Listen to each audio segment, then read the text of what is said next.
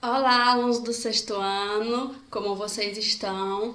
Aqui é a professora Raira, da disciplina de Filosofia do Colégio Santa Rita, e nós vamos dar continuidade às nossas aulas, sendo essa a quinta aula, na qual nós iremos falar dos filósofos pluralistas. Bom, gente, até o momento, nós estudamos sobre mito, sobre pensamento racional, alguns filósofos como Heráclito, Parmênides, Tales de Mileto, Pitágoras. Bom, então hoje nós vamos falar um pouco sobre filósofos pluralistas. Bom, professora, por que eles levam esse nome?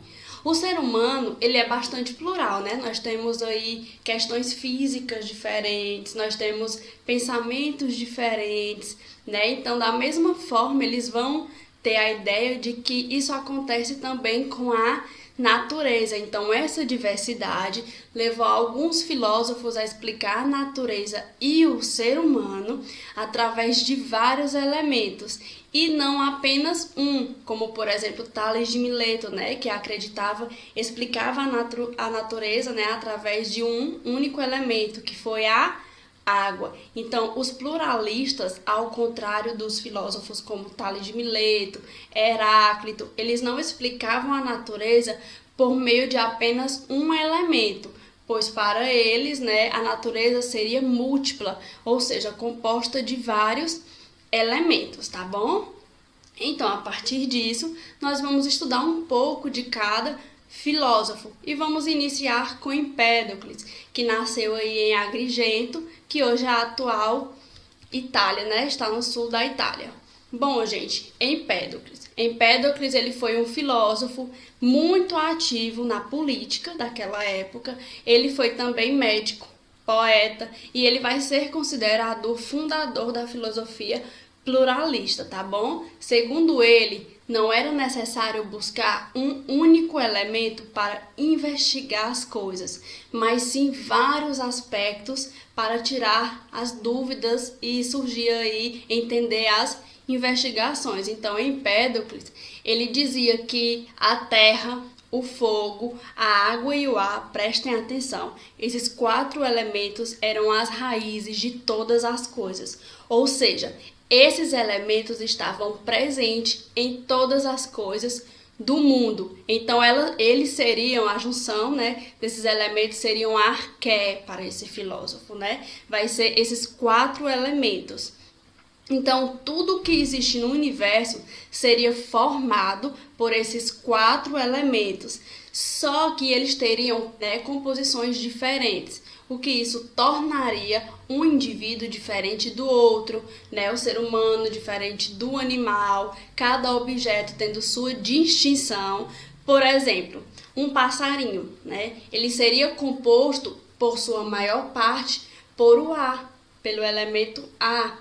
Já um animal aquático, um peixe, ele é composto em sua maior parte por o elemento água. Então, isso era que fazia com que cada indivíduo, cada animal tivesse características diferentes, certo? Então, Empédocles ele também falou um pouco sobre as forças de atração no agrupamento ou separação desses elementos. Bom, professora, como vai ser isso?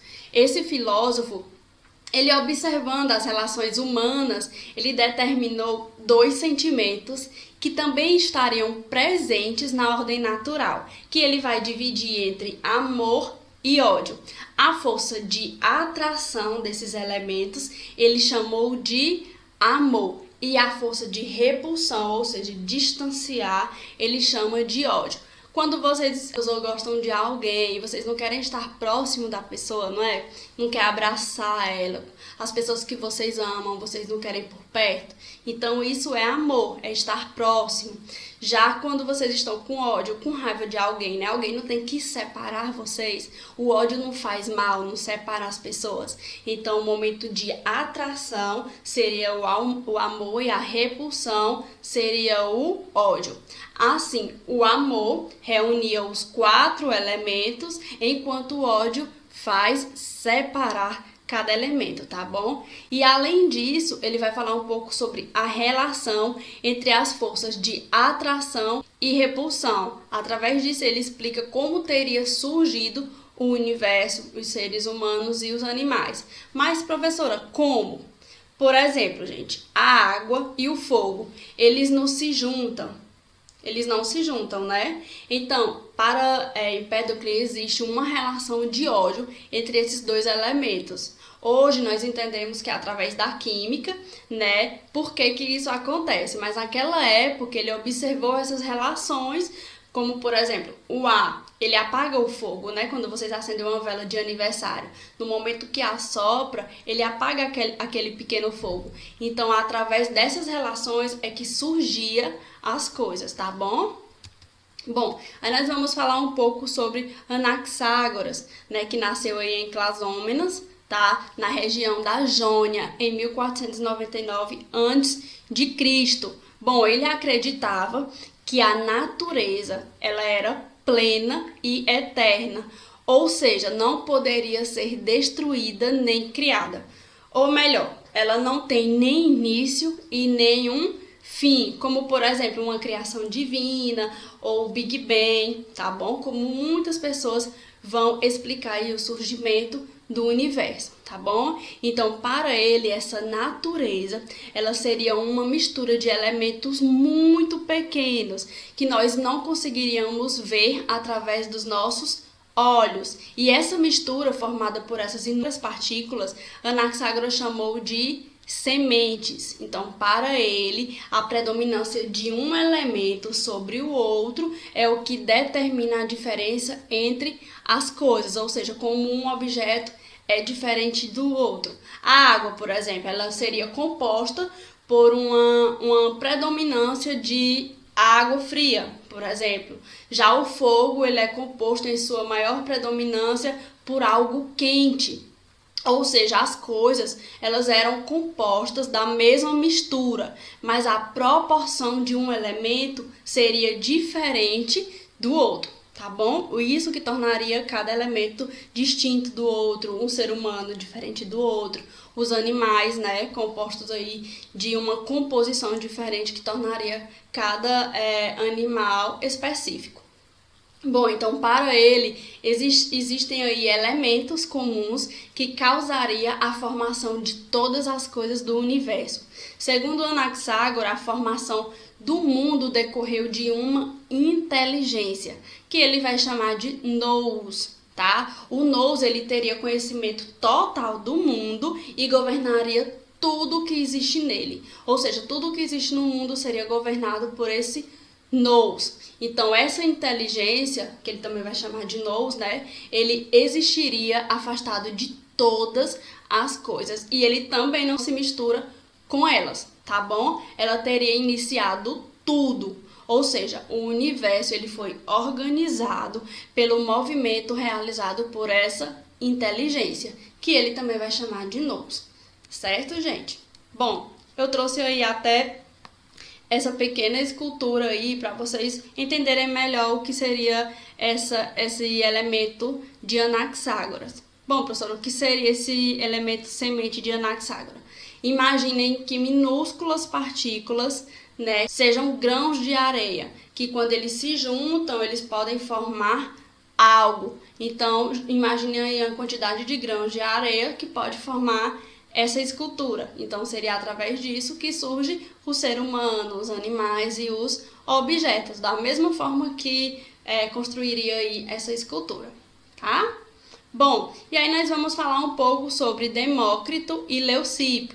Demócrito, ele vai ser discípulo, tá, de Leucipo. Bom, como todos os filósofos até o momento, né, Leucipo e Demócrito, eles também vão buscar responder sobre a origem do mundo, a origem de todas as coisas do universo. Então, eles acreditaram nos átomos, ou seja, para esses filósofos, existem menores partículas que dão origem a tudo que consiste o universo. Então, para eles, o universo era composto de infinitas partículas invisíveis, ou seja, que não se dividiam, e eles vão chamar de átomos. Hoje nós entendemos, né, que os átomos eles têm divisões, como por exemplo os prótons, mas a professora aqui não consegue entender e explicar muito bem isso para vocês, tá bom? Aí a gente teria que chamar a professora de química para explicar isso melhor para vocês. Mas isso não importa aí para nossa aula de filosofia de hoje, tá bom? A gente só precisa entender que Leucipo e Demócrito defendiam, né, que os átomos eles eram pequenas partículas indestrutíveis e eternas, ou seja, eles não mudavam de formato.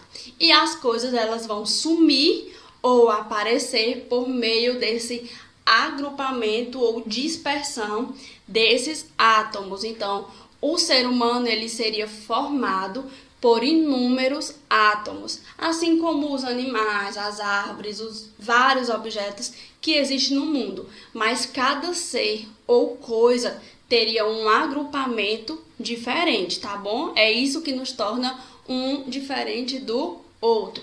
Então, para esses atomistas, o universo ele é formado por uma quantidade infinita de átomos que se mexiam no espaço vazio, construindo todas as coisas que existem no universo. E através disso, eles se chocavam ou se agrupavam, fazendo os seres humanos, os animais, né, fazer esses seres surgirem ou desaparecerem. Seria o nascimento ou a morte do ser humano, dos objetos.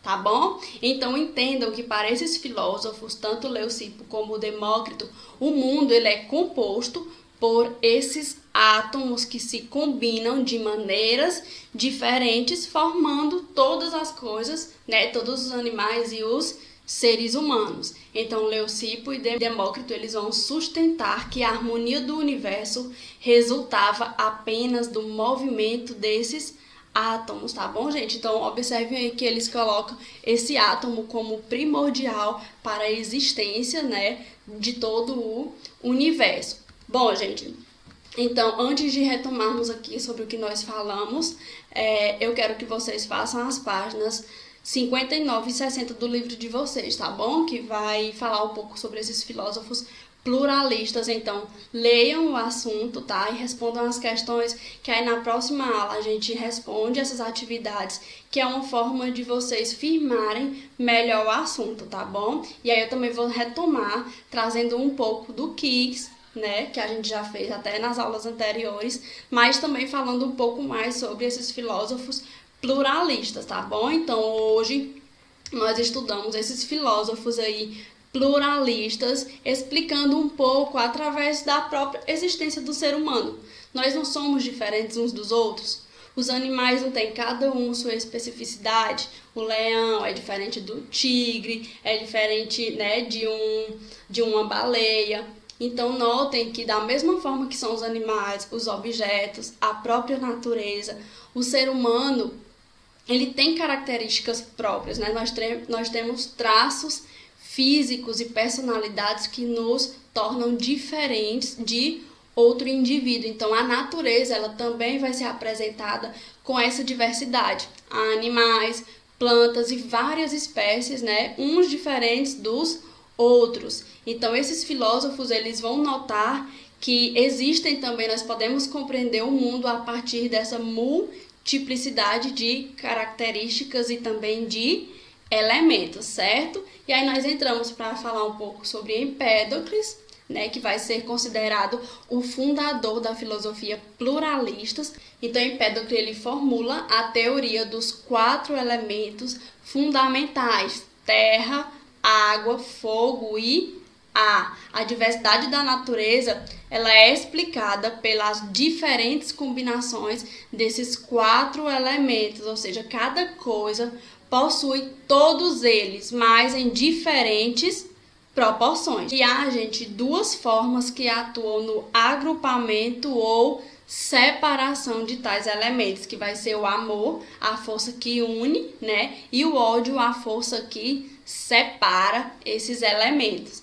Então, gente, a relação entre as forças de atração e repulsão explica como, a partir da unidade, né, se origina todo o universo, as coisas e os seres humanos, tá bom? Bom, e aí depois de falarmos sobre Empédocles, nós entramos um pouco para discutir Anaxágoras, né, que nasceu aí em Clasômenas. Bom, Anaxágoras vai acreditar que a natureza ela é formada pela mistura de elementos muito pequenos, né, que ele vai chamar de sementes. A diferença de proporção de sementes nos seres faz com que eles se diferenciem uns dos outros, ou seja, a professora Raira é diferente de cada um de vocês porque eu tenho uma proporção de sementes diferente, tá bom? E cada um de vocês também tem essa proporção específica de cada um. E é isso que nos torna diferente uns dos outros. Para além disso, ele vai falar aí de uma inteligência no universo que ele vai chamar de nous, né? Essa inteligência é que une ou afasta as sementes. Portanto, o nous ele é responsável por formar e organizar tudo que existe no universo. Tá bom, gente? Bom, e aí falamos um pouquinho sobre Leucipo e Demócrito, que também vão ser filósofos pluralistas. É importante lembrar, tá, que Demócrito ele vai ser aí seguidor de Leucipo, tá bom, gente? Bom, eles vão defender que o universo é composto de infinitas partículas invisíveis, né, que não se dividem. Eles vão chamar isso de átomos.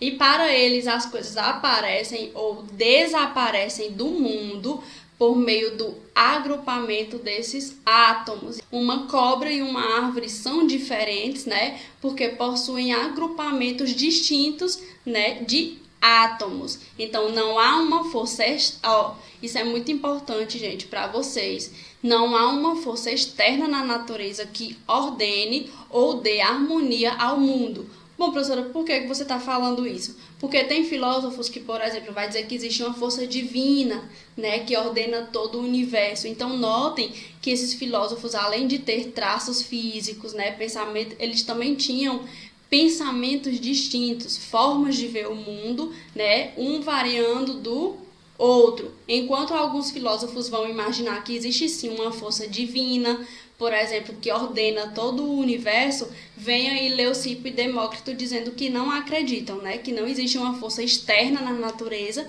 que ordene ou dê harmonia no mundo. Seriam os átomos que movem, né, eles se movem no espaço de forma espontânea e eles se chocam ou se agrupam, se chocam, né, bate um no outro ou se une um com o outro, fazendo com que os seres humanos surjam ou desapareçam, tá bom, gente? Então essa é a nossa aula de hoje. Por favor, façam as questões da página 59 e 60. Leiam o capítulo, tá bom? Anotem no livro, no caderno de vocês, as dúvidas e façam as questões para na próxima aula ser mais fácil, né, de compreender de fato o assunto, tá bom? Então na próxima aula a gente faz as questões e também tira as dúvidas junto com as atividades, a resolução das páginas, tá bom? Então, estou morrendo de saudade de vocês e conto com vocês para a próxima aula de filosofia. Beijo!